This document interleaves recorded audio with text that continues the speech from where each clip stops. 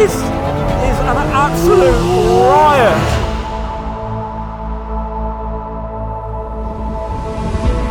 You know when you read a word or phrase off a piece of paper and it invokes an instant emotional response?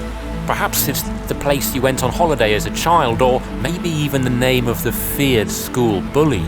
Whether it's good or bad, that sequence of numbers and letters sparks something in your brain, something that you just can't avoid. Funnily enough, it works for cars too. 718 Cayman GT4 RS. To many, it won't mean anything, but to you and me, it represents something that we thought Porsche wouldn't dare build. Well, guess what? They have.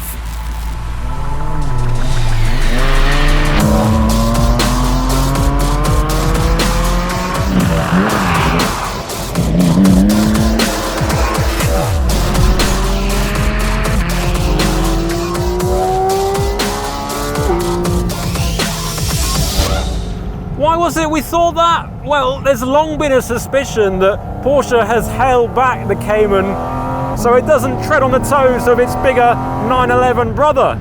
I mean, when you think about it, it's smaller, it's lighter, it's mid-engined, it's got all the right ingredients. All you need to do is give it some serious hardware and it's going to create a proper headache for anyone that's looking to buy a 911. On the evidence of this, it's time to down the aspirin, as Porsche has thrown the rulebook out the window and somehow squeezed the 911 GT3's incredible 4-litre naturally aspirated flat 6 into the Cayman. That's 493 brake horsepower in a car that, in base form, rivals the likes of the Alpine A110 and Toyota Supra. 0 to 62 miles an hour takes just 3.4 seconds. Top speed 196 in a Cayman. It does the Nürburgring lap in 7 minutes and 4 seconds, which is 23 seconds quicker than a Cayman GT4, and that was hardly any slouch. And actually this time, it's only a few seconds off the 911 GT3.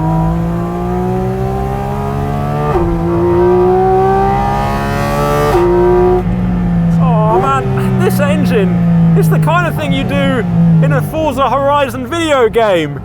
You take a small, nimble sports car, you give it an engine from the gods, and then you race the absolute wheels off it and pace the AI every single time. This thing is like a cheat code, but in real life. That's what it feels like with this engine. Motorsport tech such as rigid rocker arms allow for constant high RPM punishment, while individual throttle bodies mounted close to the intake valves make for faster throttle response.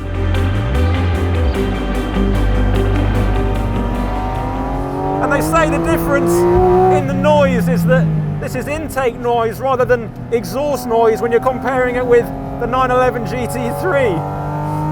And you can still tell absolutely that it's the same engine, the way it revs so sweetly up to 9,000 RPM. It's got that howl, it's got that multiple stages of just sheer noise. But I tell you what, I think, and I'm wearing a helmet this time, which I didn't do in the GT3, I think this is even louder. I mean, just listen to it.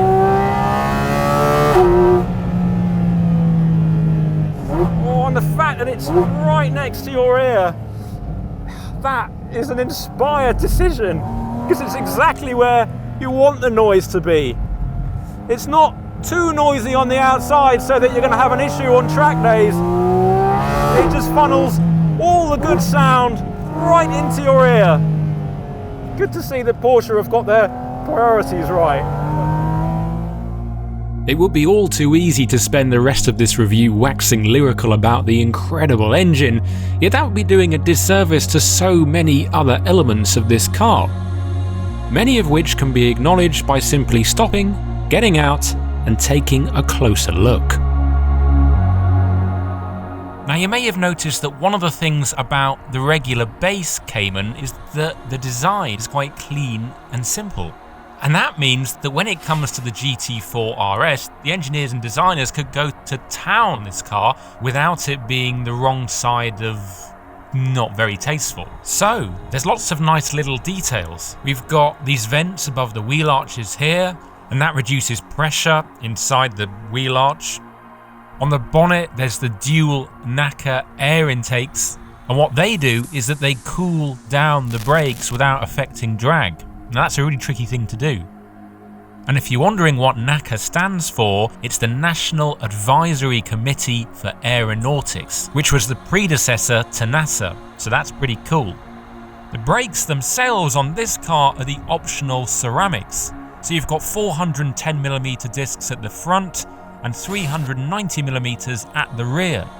And you can tell that they're ceramics because they're drilled rather than dimpled like they are on the standard brakes.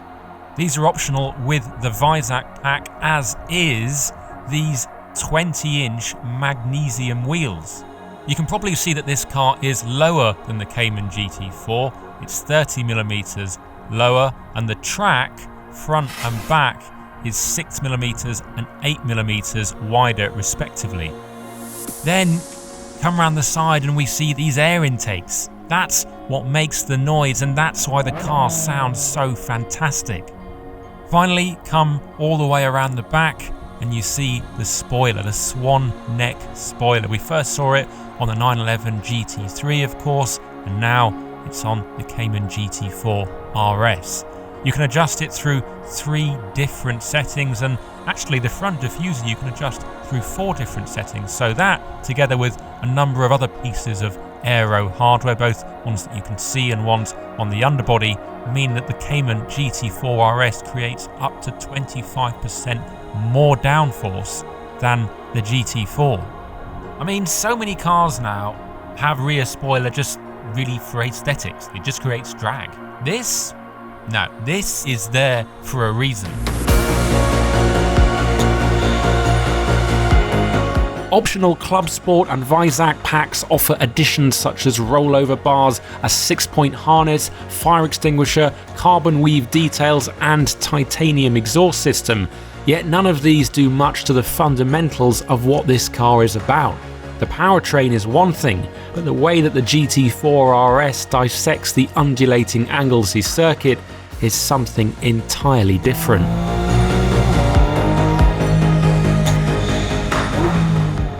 Okay, now being honest, it's a bit wet and greasy today at Anglesey, like it often is, and that aero isn't going to make the biggest amount of difference at the speeds that we're doing. But that doesn't mean that you can't feel the benefit of the RS over the regular GT4. Couple of things worth noting: it's 35 kilograms lighter than the Cayman GT4. It's got specially tuned RS suspension, so you've got modified spring rates, you've got modified anti-roll bars, and all of that, it might not sound that much.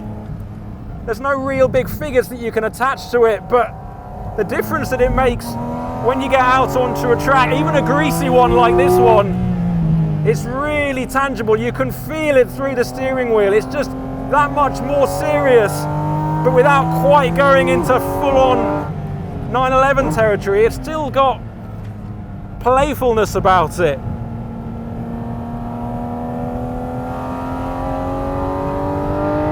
Again, it's hard to make an absolute comment on how it would handle the bumps and the dips of your regular B road, but on an Anglesey track, which isn't always flat, there is undulations, there is little bumpy bits.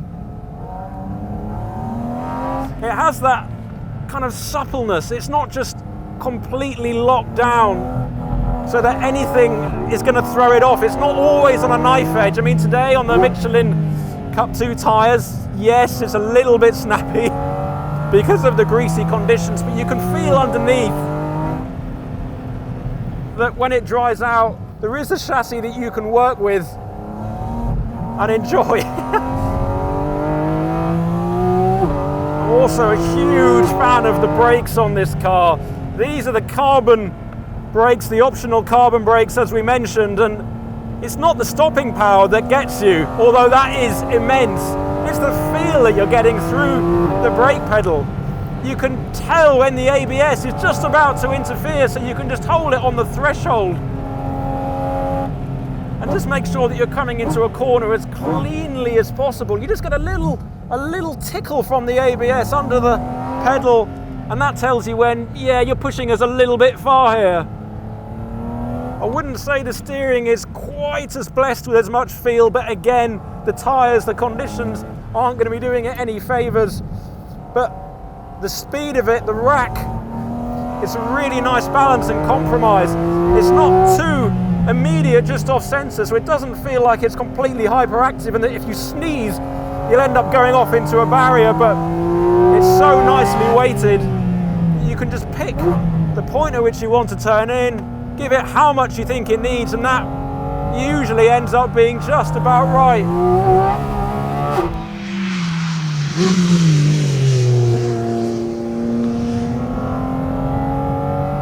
And people are going to be asking, are there any advantages to this over the 911 GT3 when you're out on track? And I think the main thing is the way that that mid-engine layout allows you to just pivot around a certain point. You don't need to be quite as loaded on the brakes to get it to rotate. It doesn't need that much encouragement. The inherent balance of having the mid-engine layout, it just means that it feels that bit more agile. And of course the lighter weight, that also helps. But yeah, just when you want it, even with the new GT3's double wishbone front suspension, you can still tell that having that mid-engine layout, it does give you some advantages which you're never going to get in a 911.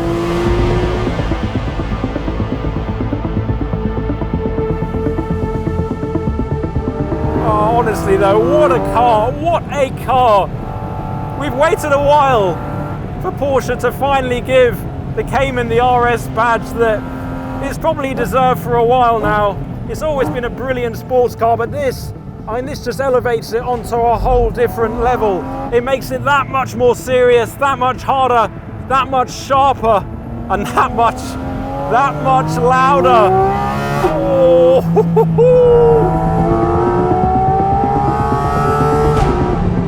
I do think that they could have made it that bit more serious, that bit harder. It could have probably had a few more seconds off its Nürburgring lap time. I think they've even admitted that. But they wanted to keep it fun and enjoyable and approachable. Because at the end of the day, when you're talking Nürburgring bragging rights, they've got the perfect car in the 911, in the GT3, GT3 RS, GT2. All of them are well capable of setting some phenomenal times. So this, I mean, yes, they talk about it, but it doesn't need to do that. It's not going to be its USP. What this thing does is give you a Porsche track car that is got most of the hardware from the big stuff and that incredible sounding engine, but it's just good fun. And even today, when the track is slippery, you know, I've driven 5.5 hours from London, and you think, oh, you've really got to be on it. And yes, with these tyres, I'm having to pay attention, but there's no doubt I'm having an awfully good time while I'm doing it. This is an absolute riot.